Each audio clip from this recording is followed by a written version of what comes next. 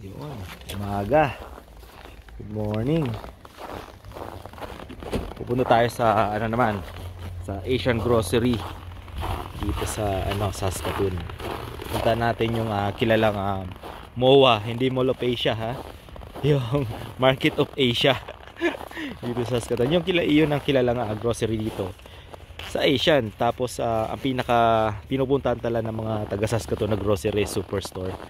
Marami namang ibang grocery pa katulad ng No Frills, Fresh Co, pero yun talagang pinupuntahan ng mga tao dito yung superstore.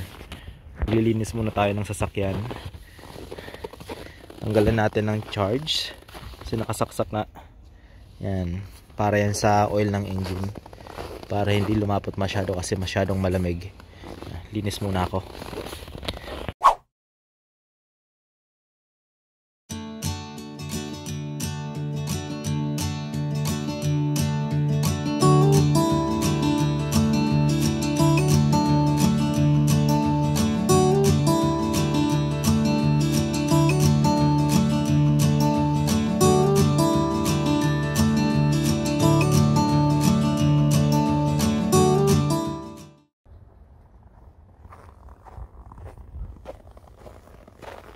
Tapos dito sa Canada, yung nilalagay natin sa reservoir natin, di ba, yung sa windshield na tubig ay hindi tubig.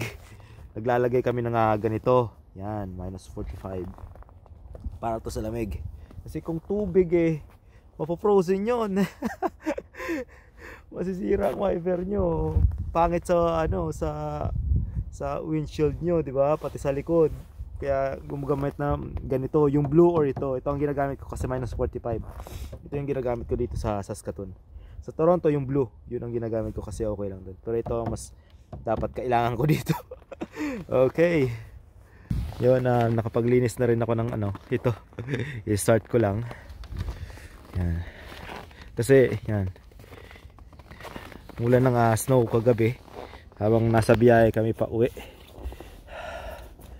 So, ayan. Start na natin.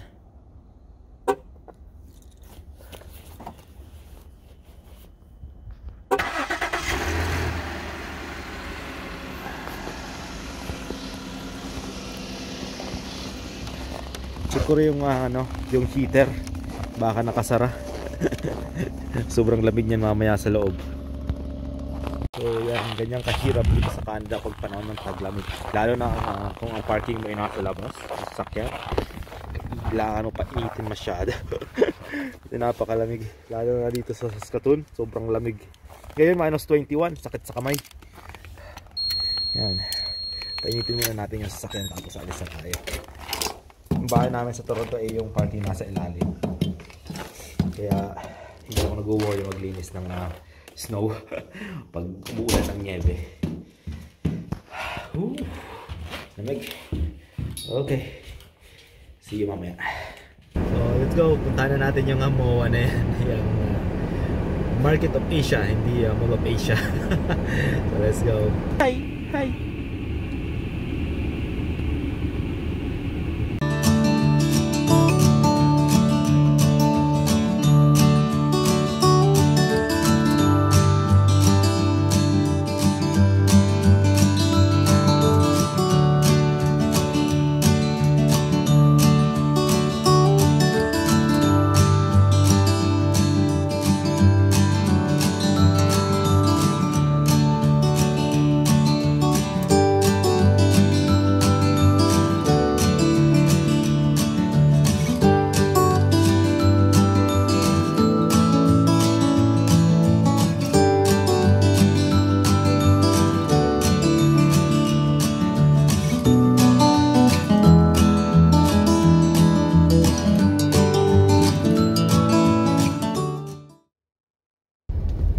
Dito sa sa Canada hindi naman kayo mahihirapan na maghanap ng mga pagkain Pilipino. Napakarami na rin dito Asian grocery na pwede nyong puntahan. Ang daming produkto na galing sa Pilipinas. So yung mga pupunta dito sa Canada, kayo huwag kayong mag-worry baka mahirapan na kayo maghanap ng ganun. Hindi, marami na po talaga dito nun. Lalo na yung mga magagawi sa Toronto, walang problema doon. Dito sa Saskatoon nga kakalipat lang namin. Merong mga ilan na grocery, yon. Tapos yung Market of Asia nga. Hindi lang yun, meron pa marami pang Asian grocery dito. Kahit yung mga Walmart, Superstore, nagtitinda rin sila ng mga ng mga pagkain Pilipino din naman. Pero mas okay sa akin mamili sa mga Asian grocery kasi halos nandun na lahat ng hahanapin natin di ba? Mga Pilipino mahilig pagluto. So yun ang pupuntahan natin. Sobrang lamig po dito ngayon sa Canada. Sa Saskatoon pag kanina -21 kaninang umaga. Hindi ko alam kung ng ilan. Alam ko kanina sa Toronto, chinek ko yung weather sa Toronto is 4 degrees lang. Tingnan nyo yan. Laki ng diferensya. Warm doon, di ba? Kakamiss naman ng Toronto pero ayun. Kung mababa kasi po ang cost of living dito sa Saskatoon. Totoo lang. So, kung gusto niyo mag-ipon, makakapag-ipon kayo. Lalo na yung mga nasa healthcare. Kasi yung may bahay ko nasa ganon. Pati yung bayaw ko, pati yung asawa ng bayaw ko. Kaya in-encourage kami na lumipat dito. Okay naman. Ganda naman dito sa Saskatoon, lalo na siguro sa summer kasi long drive. Nung isang araw galing kami ng Regina, 2 hours drive para makapag-Jollibee lang. Nag-vlog din ako doon. Panoorin nyo rin yun. Ayos. So, punta na natin yung Market of Asia na yan na tinatawag nilang MOA. Ayos. Let's go.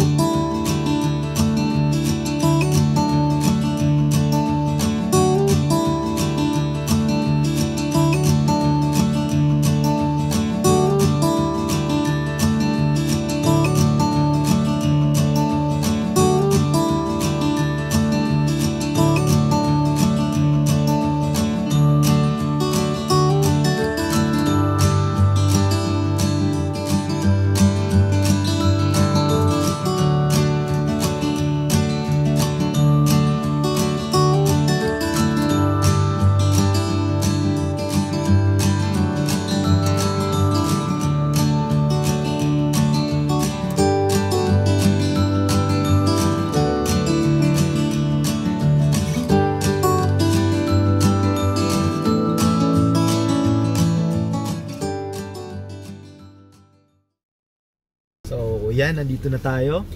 Kunin ko lang yung aking yung aking pahinante. Yan, tara. Pasukin na natin yung MOA na yan. Kung anong nandyan sa loob na yan. Kala mo dami kong bibili. Fishbowl lang naman.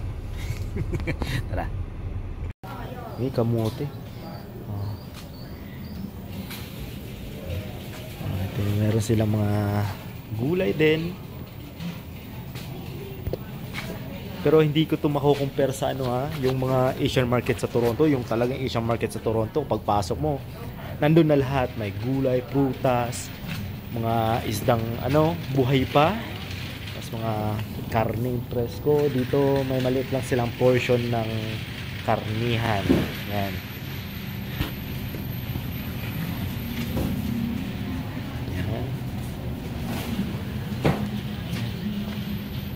Frozen. Yan, mga frozen na hipon. Alam ko meron dito mga tinapa, yung mga natin dito sa Pilipinas, mga tuyo, mga ganun. Tingnan natin. Ito na pala yung hinahanap ko frozen, yan, fish meal. Kasi magluluto tayo ng pansit. Para sa merienda mamaya. Sobrang lamig, sarap magpansit. Dapat soup. So, bukas na lang yun.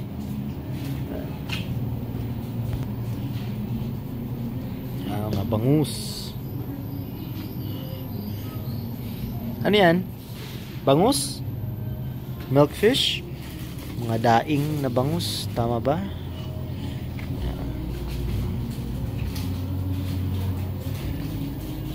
Diba? Lahat frozen dito sa Canada. Yan na kami sa Pilipinas kasi punta ka lang ng palengke, mga presko talaga yung isda. Dito, yun ang katotohanan, mga frozen. pampano. Natapos pa lang namin mag-ulam niya. Yan. Ito, tilapia, frozen. Magkano to? Ilang presyo? O yan, mga pang sinigang. Yan. Palabok, kaldereta. Yung mga panghalo-halo natin sa sabaw, mayroon tayo dito. Naman yung mga karne nila. Ang alam ko ay meron dalawang branch ng MOA dito. Itong 8th Street, tapos yung kabila pa na napuntahan ko na rin yon. Pero mas malaki to. Mas malaki tong MOA to kaysa doon sa kabila.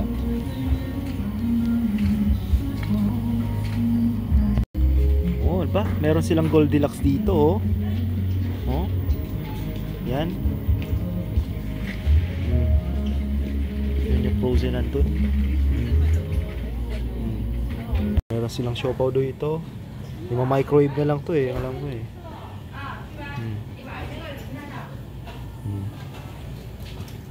Ensimada. Gusto mo ensimada? Meron din silang ganito, lechon. Sarap. Ayan.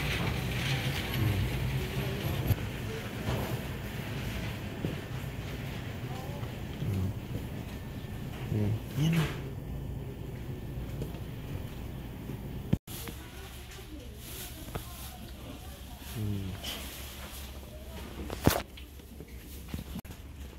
Marami itong grocery na pang Pilipinas. Yung mga chicheria. You want that? This one? What do you want? What do you want? Here, come here.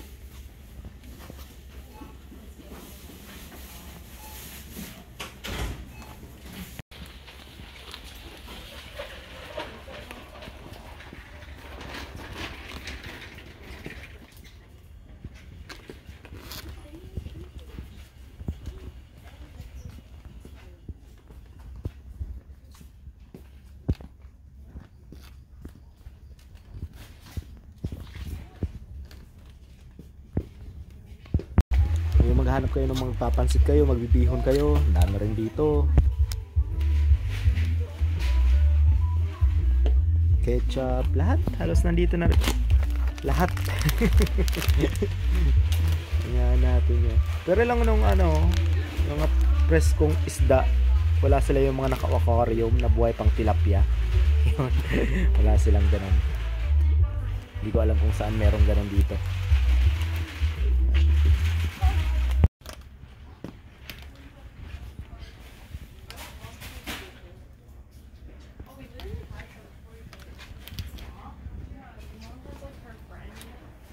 Kaya yung mga pupunta ng Canada ay pag nasa Canada na kayo, depende sa lugar siguro po.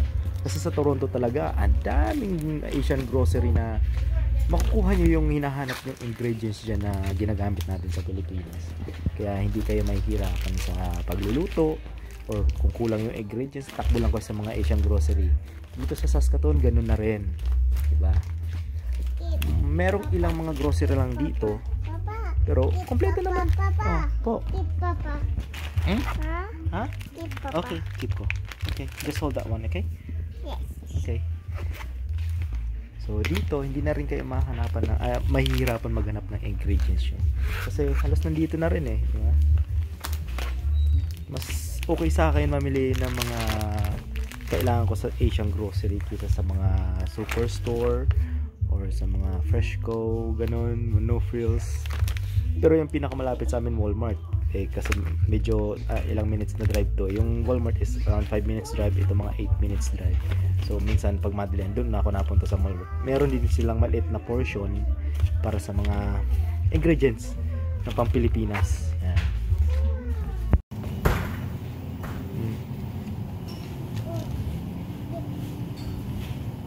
Hanap ko na rin ang aking hinahanap na fish balls. Pero di ko alam kung alin dyan.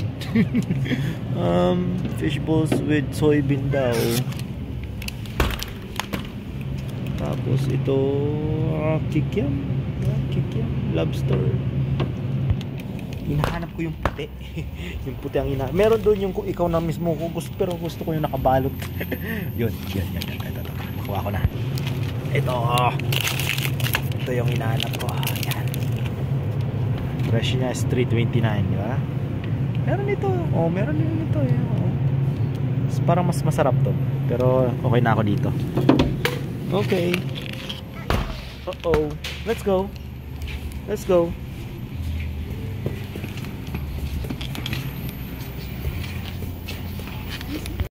Kuha na rin tayo ng dahon ng sili. Yan, mga dahon-dahon dito frozen din, $2.99, di ba?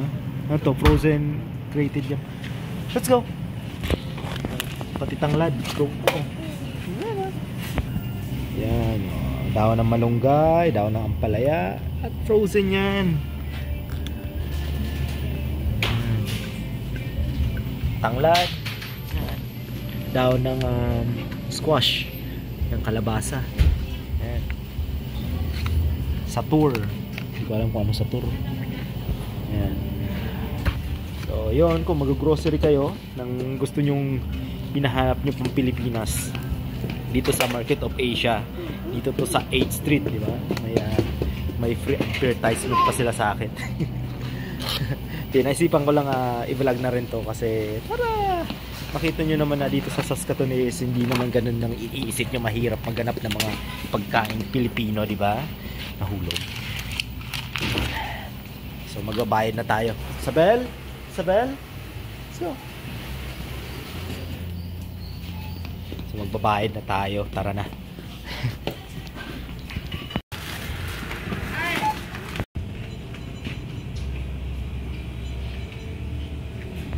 Yung dami rin mga Pilipinong namimili. Tapos na kayong bili. Sabel.